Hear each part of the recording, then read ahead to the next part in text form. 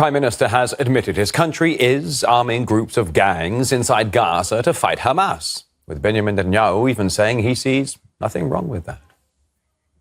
Well, it's very serious because Lieberman is the one who leaked it. What did he leak and publish based on the advice of security officials? We activated clans in Gaza that oppose Hamas. What's wrong with that?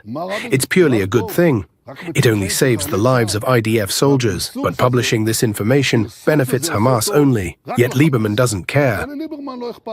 What's key is that response came after an Israeli lawmaker accused Netanyahu of sponsoring and arming ISIS-linked groups in Gaza as part of his fight against Hamas. The Netanyahu concept is to constantly build something to oppose something. He nourished Hamas as a counterforce to the Palestinian administration. We saw how it all ended. And the same is happening here. He's building a system against Hamas. He's building ISIS, a clan of criminals that in the past years wanted to give themselves an ideology. They wanted to be Satanists. They started to associate themselves with ISIS. So today, the State of Israel is providing weapons to an ISIS gang to build them as a countermeasure to Hamas. Well, a new scandal is exploding in Israel, and this one strikes at the heart of national security. In an interview with Kan 11 on Thursday, former Defense Minister Avigdor Lieberman dropped a political bombshell. He accused Prime Minister Netanyahu of arming extremist militias inside Gaza, violent Sunni groups linked to ISIS. The alleged logic: to weaken Hamas from within by backing its enemies on the ground. According to reports, Israeli-supplied Kalashnikov rifles, many originally seized from Hamas stockpiles, made their way into the hands of these Gaza-based tribes. The operation was allegedly backed by Israeli security services and approved politically, but without formal government oversight and without checks on where exactly the weapons might end up. And how does the Prime Minister's office respond to these explosive claims? Notably, they don't deny them. Instead, they issued a carefully worded response, interpreted by many as tacit confirmation. Israel is working on defeating Hamas in various ways, using the recommendations of all the heads of the security establishment. But what exactly those diverse means include and whether they involve arming jihadist militias is now at the center of a political firestorm. Here's what we know, both from open sources and our own, which we cannot identify. Israel is indeed cooperating with a Gaza-based armed group known as the Yasser Abu Shabab militia. Its leader recently appeared in a video announcing the formation of a new armed force in the Gaza Strip. The group operates primarily in Rafah, southern Gaza, now under IDF control. It's unclear whether these are the exact militants Lieberman referred to. But what follows is where things get more and more interesting.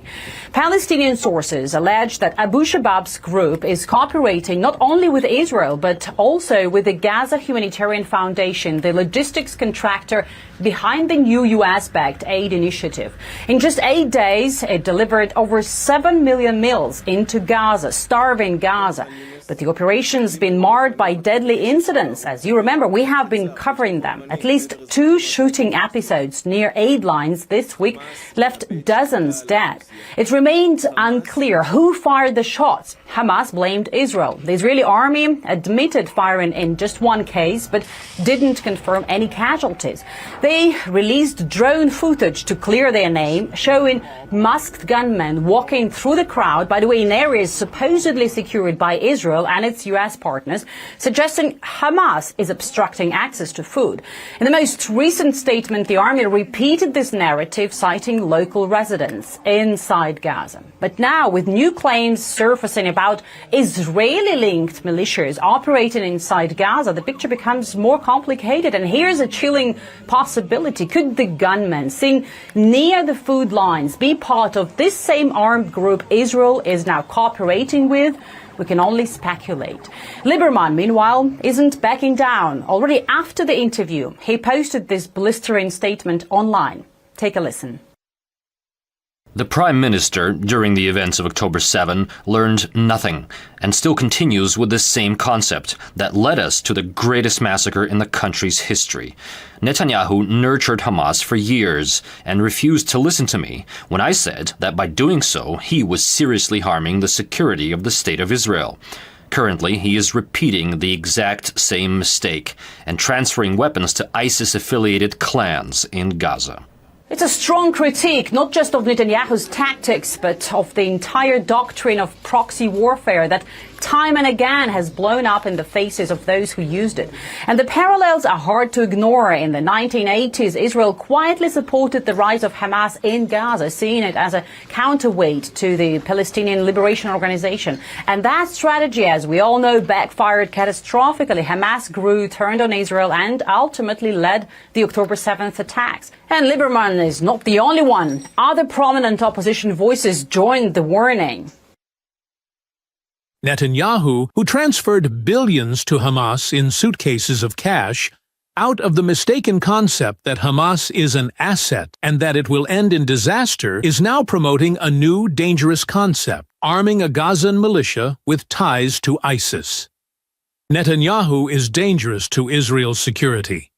Instead of bringing about a deal, making arrangements with the moderate Sunni axis, and returning the hostages and security to Israeli citizens, he is creating a new ticking time bomb in Gaza.